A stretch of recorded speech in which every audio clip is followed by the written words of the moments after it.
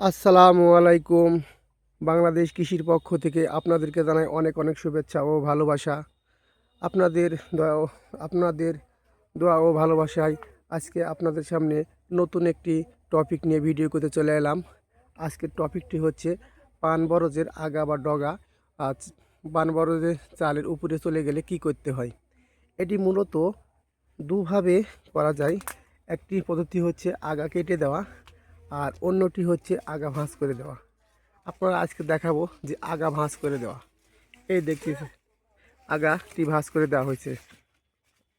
এভাবে যদি আপনারা পান সংগ্রহ করে রাখেন তাহলে এই অতিরিক্ত পানগুলো বাজারজাত করা যাবে এবং মোটা অঙ্কের মুনাফা অর্জিত হবে। এখানে ভাঁজ করে দেওয়ার ফলে কমপক্ষে 4-5টি পান বা তারও বেশি পান সেভ করা হয়। এই সেভের মাধ্যমে পরবর্তীতে যখন পানগুলো একটু সুন্দর ও একটু কালো আকার ধারণ করবে, ঠিক সেই সময় পানগুলো ভেঙে বাজারজাতকরণ করা হবে। তো যেসব ভাই আমার এই চ্যানেলের সাথে যুক্ত আছেন এবং যারা আমাদের চ্যানেলের সাথে যুক্ত নাই, সবাইকে অনুরোধ করব আমার চ্যানেলটিকে সাবস্ক্রাইব করে দেবেন এবং শেয়ার করে দেবেন, যেন আর যারা পান চাষ করেন বা পান সাথে জড়িত সবাই যেন উপকৃত হতে পারে। আমার এই চ্যানেলটি বিশেষ করে কৃষি কাজের জন্য চ্যানেল।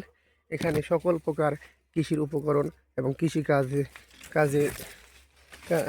কৃষিকাজের যন্ত্রপাতি এবং কাজ পুঙ্খানুপুঙ্খ সুন্দরভাবে আপনাদের সামনে তুলে ধরা হয়।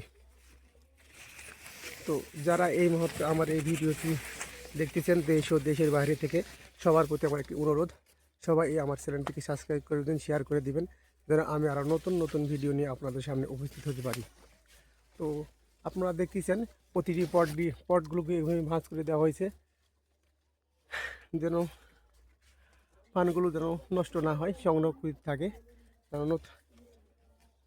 মূলত এটি দুইটিভাবেই করা হয়, একটি হলো কেটে দেওয়ার মাধ্যমে আর একটি হলো ভাঁজ করে দেওয়া। আজকে আপনাদেরকে দেখাচ্ছি ভাঁজ করে দেওয়া।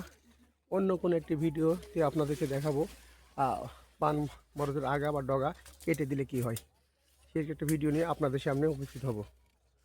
তো আমার এই বাংলাদেশের কৃষি চ্যানেলটিকে সবাই সাবস্ক্রাইব করে দিবেন, শেয়ার করে দিবেন, যেন এরকম নতুন নতুন ভিডিও নিয়ে আপনাদের সামনে উপস্থিত হতে পারি। সে আশায় এখানে শেষ করতেছি। সবাই ভালো থাকবেন, সুখে থাকবেন। চিরন্তর সুখের আশায় এখানে শেষ করতে। খোদা হাফেজ।